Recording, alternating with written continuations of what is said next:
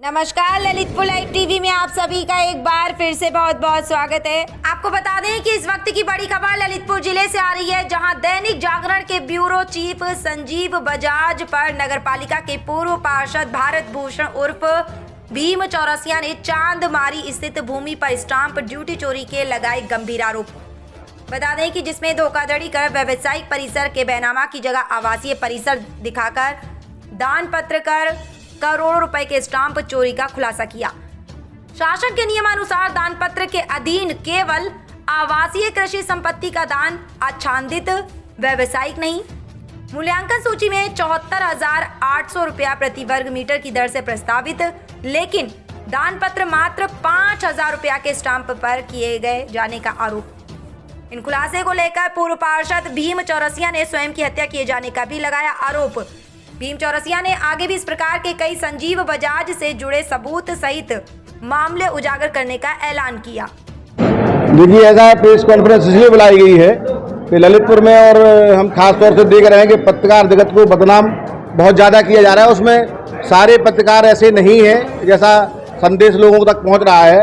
तो उसमें जो एक पत्रकार हैं दैनिक जागरण के ब्यूरो चीफ संजीव बजाज, वो एक बहुत बड़े माफिया स्तर का कार्य करते हैं और उनके काफ़ी कारनामे हैं। उनमें से एक छोटा सा कारनामा हमने अभी आप लोगों के समक्ष प्रस्तुत किया है, जो करोड़ों रुपए के स्टाम्प चोरी के मामले से जुड़ा हुआ है और एक 420 का मामला है। देखिए, उन्होंने शासन ने जो जनता के हित के लिए नीति बनाई थी 5,000 रुपये में दान पत्र, उसका उन्होंने फ़ायदा उठाने के लिए एक फ्रॉड किया है, 420 की है।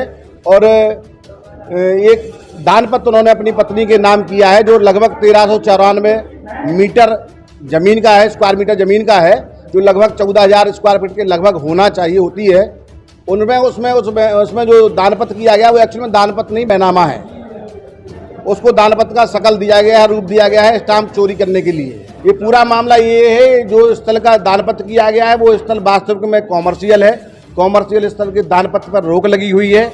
इन्होंने उसमें अधिकारियों को गुमराह करने के लिए उसमें जो फोटो लगाई है वो उस स्थल से 400 मीटर दूर की लगाई है, और वो जांच करने में पता लगा है कि वो 400 मीटर दूर है, और वो जहां की फोटो लगाई गई है वहां का एरिया मात्र 2400 स्क्वायर फीट है, जबकि दान पत्र जो किया गया है वो 14,000 स्क्वायर फीट का है और वो टोटल कॉमर्शियल प्रॉपर्टी है। उसमें लगभग 88-89 लाख रुपए के स्टाम्प लगते हैं, जिनकी चोरी करने के उद्देश्य से दान पत्र किया गया। उसमें पूरा मामला लगभग 1 करोड़ से ऊपर का है, और जो प्रशासन की जांच में सामने आएगा, अगर जांच निष्पक्ष होती है तो निश्चित आएगा। और हमें चूंकि अपने जिलाधिकारी महोदय पर पूर्ण विश्वास है, इसलिए हमें भरोसा है कि जांच निष्पक्ष ही होगी। उन्होंने तो उसमें कहा कि हम इसकी स्पेशल जांच कराएंगे, और चूंकि अभी तक क्या रहा, उनकी अखबार की क्या हनक रही, अभी तक अधिकारियों को वो कैसे दबाते रहे, हमें नहीं पता। वो जानते होंगे, अधिकारी जानते होंगे, लेकिन हमें इतना पता है कि वर्तमान में जो जिलाधिकारी हैं उनके बारे में हमें जो पता है कि वो न्यायिक ईमानदार हैं, और हमें नहीं लगता कि वो इनके किसी दबाव में या इनके किसी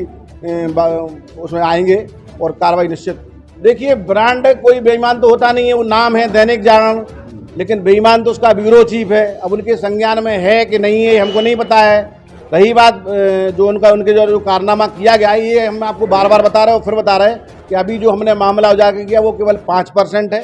95% पिक्चर अभी बाकी है, और जब सारी पिक्चर खुलेगी तो आप लोग कहेंगे कि ललितपुर में आसपास के क्षेत्रों में इनसे बड़ा कोई माफिया है ही नहीं। ऐसे मामले आपके समक्ष लाए जाएंगे, लेकिन चूंकि हमारी एक स्टाइल है, एक हमारा कार्य करने का तरीका है, हम बिना साक्ष्यों के बोलते नहीं हैं। चूंकि कागजी साक्ष्य में थोड़ा समय लगता है, चूंकि वो अखबार के ब्यूरो चीफ हैं, उनका दबाव रहता है, इसलिए हमें कागज भी जल्दी उपलब्ध नहीं हो पाते हैं। हम प्रयास कर रहे हैं, जैसे ही हमारे पास सारे साक्ष्य उपलब्ध होंगे हम आप लोगों को फिर एक बार कष्ट देंगे, बुलाएंगे और सारे मामले आपके सामने रखेंगे। और हम आपसे भी सभी पत्रकारों से अनुरोध करेंगे कि जो भ्रष्टाचार है, जो माफियागिरी है, उसको ख़त्म करने के लिए सही मुद्दों का, सत्य बातों का सहयोग किया जाए, जिससे जो पत्रकारिता पे एक दाग लग रहा है वो दाग मिटाया जा सके और ऐसे बेईमान भ्रष्ट माफिया लोग पत्रकारिता से बाहर हों। ये चांदमारी क्षेत्र का वर्तमान में मामला है, सिविल लाइन चांदमारी क्षेत्र का मामला है, बड़ा मामला है। और वो ज़मीन जो इन्होंने दान की है उसमें भी बड़ी पेंच हैं, बड़े घोटाले हैं, बड़ी बातें हैं, लेकिन चूंकि अभी साक्ष्य नहीं है पूरी तरह हमारे पास, हमें पता है कि वो गड़बड़ है, लेकिन साक्ष्य पूरी तरह नहीं है, इसलिए हम उस पर भी कुछ नहीं बोल रहे हैं।